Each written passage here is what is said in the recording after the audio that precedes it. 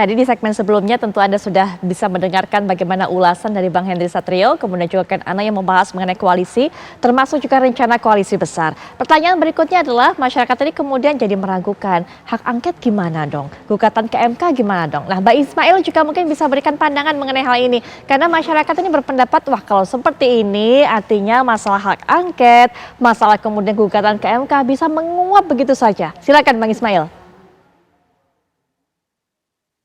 Saya kira eh, bahasan bahwa gugatan Mahkamah Konstitusi dan juga hak angket ini bisa menguap, tentu saja itu sudah jauh, Mbak. Kenapa saya ingin sampaikan seperti itu? Karena sampai saat ini, Nasdem yang kita ketahui memang kemarin baru saja melakukan pertemuan dengan Prabowo, belum ada pun keputusan atau pernyataan resmi bahwa akan bergabung dalam koalisi. Sehingga sampai saat ini Nasdem, PKB, dan PKS masih berkomitmen untuk sama-sama mengawal gugatan yang kita layangkan ke Mahkamah Konstitusi.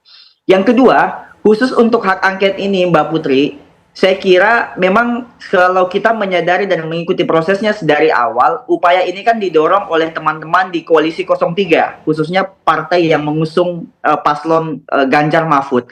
Kami tentu saja sebenarnya sampai saat ini masih menunggu ihwal awal bagaimana kemudian proses hak angket ini diinisiasi dan dimulai oleh teman-teman yang ada di paslon 03.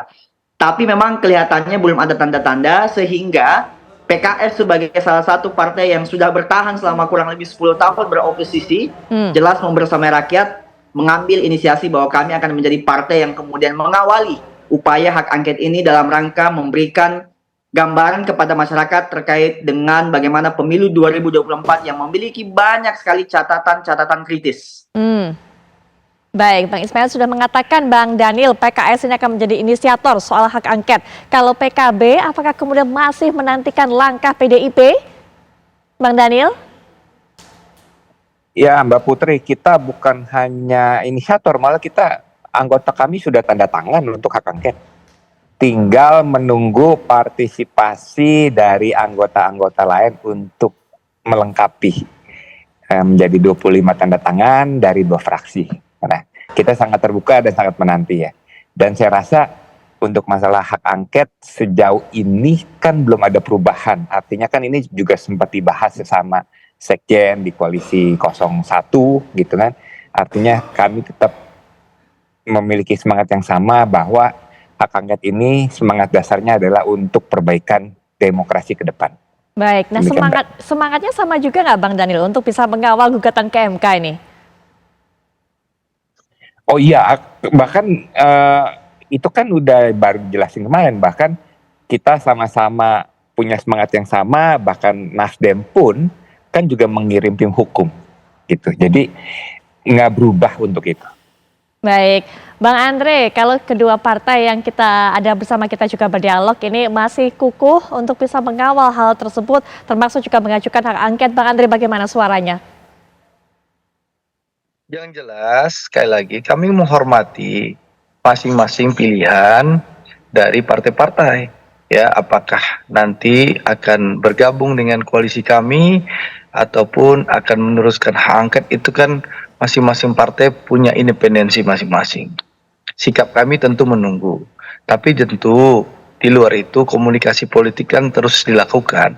Saya dan Bang Daniel Johani kan kita sama-sama anggota DPR ya.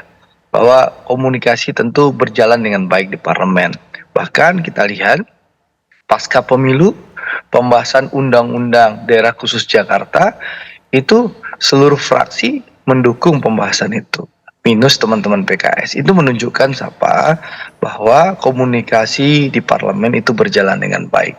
Jadi intinya kita tunggu saja dan kita hormati keputusan masing-masing partai. Yang jelas komitmen Pak Prabowo, beliau ingin merangkul seluruh kekuatan yang ada dan beliau akan, nih saya garis bawahi, beliau akan berkomunikasi dengan seluruh tokoh dan seluruh partai politik.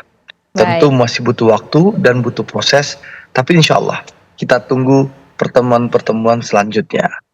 Dan kita terbuka, apalagi Bang Dali Johan kan sahabat kita ya, yang pernah bersama-sama kita meskipun meninggalkan kita. Tapi saya yakin jodoh pasti bertemu dengan Bang Daniel Johan ini, insya Allah.